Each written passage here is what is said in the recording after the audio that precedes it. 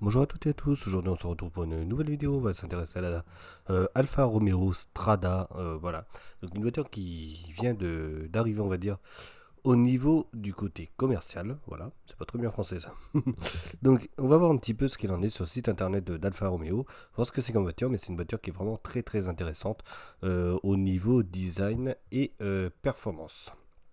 Donc là on est sur le site d'Alfa Romeo qui nous présente la Stradale, voilà, comme on a en vidéo qui est vraiment assez sympathique, beau dessin, arrière, avant, intérieur. On va voir ça en détail avec le site internet, voilà l'avant, voilà quand elle roule évidemment, et on va voir un petit peu le design de tout ça. Donc, la voiture qui parle de l'histoire d'un rêve sur une voiture qui date de plus de 50 ans, celle-là. Celle-là est apparue il y a vraiment longtemps, une Stradale aussi.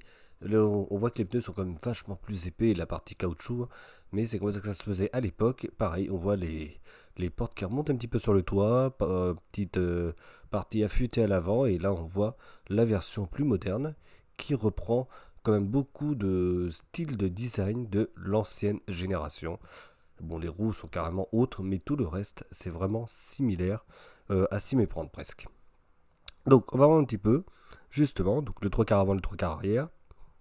C'est pas le trois quarts arrière, ça, mais voilà l'arrière. Avec un design vraiment sympathique. Là, on voit que les roues, avec un petit couleur un petit peu bronze, qui est plutôt jolie. Enfin, qui est jolie, je l'adore aussi, celle-là. Et là, on voit le profil qui est très aérodynamique. De toute façon, je vais défiler un petit peu les photos. Voilà, l'arrière avec les canules qui font enfin, les petites canules de phare qui font penser au réacteur d'avion, un petit peu au réacteur justement qui vont cracher un petit peu des flammes. Et là, ici, on a les sorties d'échappement, c'est du thermique ici, et le diffuseur. Enfin, c'est du thermique, vous allez voir qu'il y a autre chose quand même derrière. Donc là, ils nous disent que justement, la Stradale, ça date de 67, ça date vraiment d'il y a très longtemps, de ce côté-là. N'hésitez pas à lire justement la partie ici. Donc ici, on voit justement le profil de la voiture, une voiture assez aérodynamique, très aérodynamique même, de par ses lignes, qui sont très affûtées et tout. Et là, on voit qu'il y a quand même une petite épaisseur de caisse, et puis on va voir ça un petit peu pourquoi cette épaisseur et pourquoi justement c'est quand même noir et tout ça. Bref, on va dire ça va être un point qui va faire criser un petit peu certains. Ici le diffuseur, là on voit les canules qui servent de phare et l'avant. On va revoir tout ça de toute façon via d'autres photos. Côté de dessus, donc là on voit justement les vitres qui partent un petit peu sur le toit. Les portes qui sont ouvertes ou relevées, hein, c'est vous qui voyez. L'avant, assez sympathique, très belle aussi, en rouge comme ça, c'est vraiment sympathique. La toute porte levée, donc l'arrière vous avez le moteur, le devant j'imagine un petit coffre. Il doit pas être très grand celui-là. On voit un petit peu l'intérieur on va y revenir tout à l'heure, qui est très très très beau aussi. Là ici on voit du côté arrière, trois quarts arrière cette fois, avec les phares qui sont vraiment magnifiques comme ça. On dirait des canons les trucs. Voilà, toujours des grandes roues, à mon avis il y en a pour du 21, 20, 21 pouces je pense, c'est peut-être plus même. Là ici les feux, donc les feux avant je pense que c'est du Matrix 16, je pense, hein, je pense pas me mouiller. Ici, on voit la partie avant avec le logo d'Alfa Romeo. Et là, la partie d'aération. Alors, c'est pas trop pour refroidir le moteur, parce que pour refroidir le moteur, c'est plutôt sur les côtés. Hein, il est à l'arrière le moteur. Ici, la partie sur les jantes qui sont très belles. Moi, je les adore, ces jantes-là. Je trouve que ça lui va très bien. Je sais qu'il y en a aussi qui ne vont pas du tout aimer la couleur.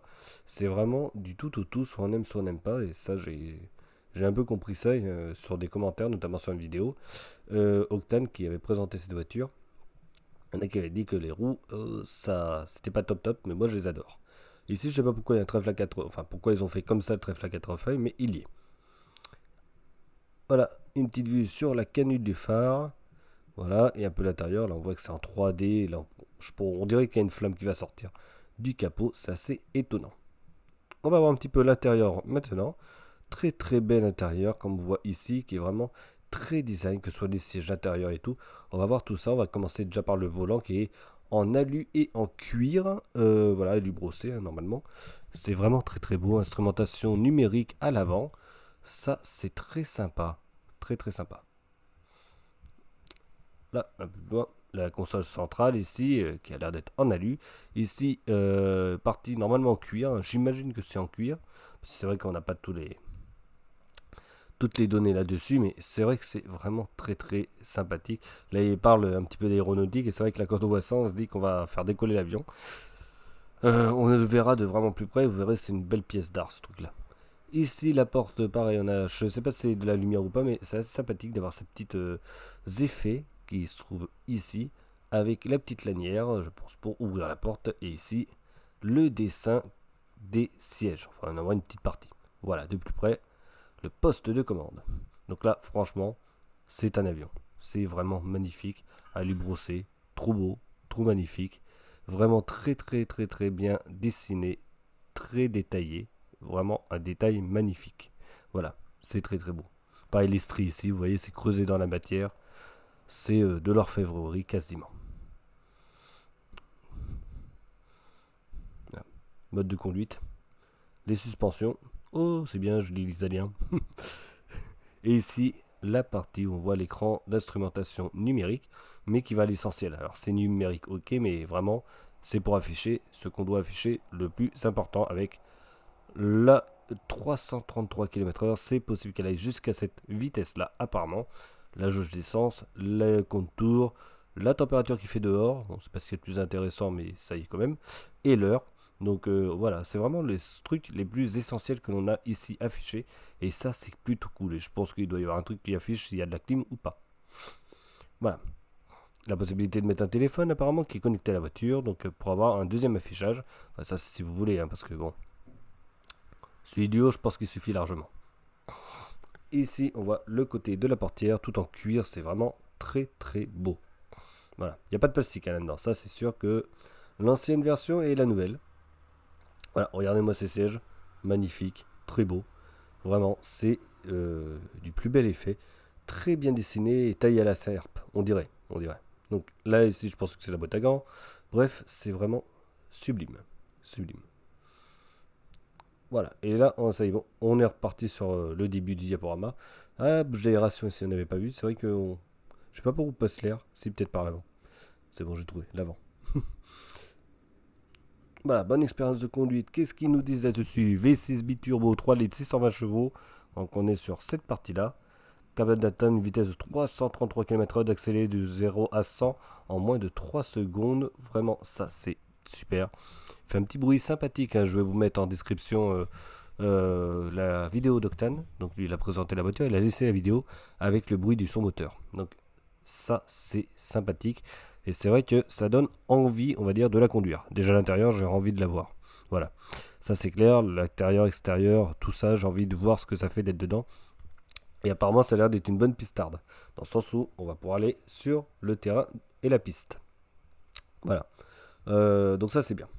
Maintenant, on va passer à la chose qui fâche. Et ce pourquoi on a cette fameuse épaisseur noire qu'on a sur le côté ici. Là. Et ben c'est pour cette partie-là. Bon, on est chez Stellantis. Voilà. Une version électrique peut produire une puissance totale de plus de 750 chevaux avec une autonomie estimée de 450 km. Bon, 750 chevaux, ça donne. Ça, il n'y a pas de problème. L'électrique, ça va pousser, ça c'est sûr. Ça, c'est aucun problème là-dessus. Maintenant, savoir comment ils vont faire le moteur électrique, je ne sais pas. Voilà. Ça, c'est. Est-ce que c'est un moteur roue, c'est-à-dire moteur directement lié à l'arbre de roue et tout, ça prend pas de place? Est-ce que c'est une autre façon de faire un bloc moteur lié à la propulsion, 4 roues motrices? On ne sait rien du tout de tout ça.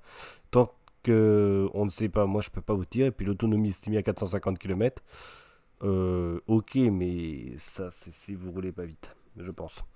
Voilà. Et je pense qu'à mon avis, sur une voiture comme ça, on peut pas mettre une tonne de batterie non plus. Je vois pas où est-ce qu'ils vont les mettre, les batteries d'ailleurs. Bah si, là, dans la partie un peu épaisse, mais combien on peut en mettre? Combien ça va peser au total? On part sur du 400 kg en plus sur la voiture. C'est un petit problème, je pense, même un gros problème, ce côté-là. Ok, on est sur une chaîne qui parle pas mal d'électrique, mais là, je pense que Stellantis, faut arrêter les conneries. 2 minutes. Chez Peugeot, vous faites couler Peugeot. Citroën, ça va pas. Il y a d'autres trucs que vous faites couler aussi. Lancia thermique électrique, je sais pas ce que vous foutez. Ça charge pas vite généralement. Je sais pas ce que c'est que ce truc-là, mais honnêtement, ça, faut le virer. Voilà. Je suis pas contre l'électrique du tout. Électrique de sport, il y en a, ça existe. Je trouve ça super. Il y a la Hyundai Ioniq 5N qui est électrique mais pour la course. Rimac qui fait une voiture électrique de course liée avec Bugatti. Mais Bugatti c'est du thermique, Rimac c'est électrique. On le sait, et les châssis sont différents. Là, on parle d'un châssis qui va partager thermique et électrique. Chez Stellantis, ça marche pas, ça, généralement. Donc, ça me pose un gros problème, surtout pour une voiture aussi belle. Donc, euh, stop les bêtises, je pense, chez Stellantis. Arrêtez de foutre la merde partout. Et ça, thermique, c'est très bien. L'électrique, foutez-moi ça en l'air ou faites une voiture réellement électrique pour la course. Mais pas les deux en même temps, parce que là, il faut arrêter vraiment les bêtises. À chaque fois, ça marche pas. À chaque fois, les critiques sont mauvaises. À chaque fois, les tests sont pas bons pour l'électrique. Pas bon du tout. Voilà. Donc, il suffit d'aller voir la 208 électrique. Certes, c'est pas la même voiture. Je suis d'accord là-dessus. Mais c'est pas bon. Voilà. La i3008, mitigé. La i5008, pas bon non plus. Ça recharge pas vite. Évidemment, ça fait les deux moteurs en même temps. Donc, ça, je parle avant qu'ils fassent autre chose. Voilà. Par contre, chez Volkswagen, ils font des voitures totalement électriques, châssis électrique. C'est bizarre, ça marche. Un peu comme ce qu'a fait Renault quand même. Mais tout le reste qui sont en bi-énergie, zut quoi, il y a un moment, faut arrêter. C'est une voiture de course. Donc une voiture de course, soit vous faites quelque chose de bien, on est en thermique, on reste en thermique, soit vous faites électrique, c'est électrique. Là, c'est pas possible. Bon, allez, on va arrêter avec ces bêtises-là, on va rester sur le thermique. Les gars, si vous trouvez ça super joli, ben, prenez-la en thermique si vous avez la possibilité de l'acheter. Parce qu'à mon avis, ça va sortir avec quelques centaines de milliers d'euros, ce truc-là. Vraiment, elle est très belle. Le rouge est magnifique. Le moteur, je vais rester sur le thermique évidemment. J'ai oublié l'électrique déjà. Moteur super sympa, V6 bi-turbo de 3 litres. Ça va donner. Ça va faire monter les chiffres en France. Bon, on a le malus de 60 000 euros malheureusement chez nous, ce qui est un peu bête. 620 chevaux, ça va donner. Et puis, bon, bah la vitesse, bon, bah, si vous allez sur l'autobahn, ça peut être très très sympa ça aussi. Sinon, si vous allez sur la piste faire un petit peu de course automobile, je pense qu'on peut avoir des sacrées sensations avec. Le petit bruit moteur qui va bien et tout. De toute façon, dans la description, vous avez la vidéo d'Octane. Vous pourrez voir à la fin, il y a justement cette fameuse vidéo où on la voit rouler. C'est vraiment un bijou cette voiture. Franchement, c'est génial. Génial, génial. Voilà. On s'arrête là pour la vidéo. Dites-moi ce que vous en pensez justement de cette voiture. Moi je la trouve jolie. Vous me dites si vous trouvez ça joli, si c'est pas un peu trop, si c'est. Voilà, vous me dites ce que vous en pensez. Et bah on verra ça enfin je ferai d'autres vidéos, on verra ce qu'il en sera par rapport aux sorties automobiles, mais c'est vrai que celle-là elle est vraiment superbe. Et aussi dites-moi si vous êtes d'accord avec moi sur cette histoire d'électrifier une voiture de course comme celle-là ou pas, parce que voilà, enfin moi c'est bon, j'ai donné l'avis, j'ai été un peu cru, je sais pas avec Stellantis, mais bon, ils font couler comme une démarque française, ça m'embête un peu.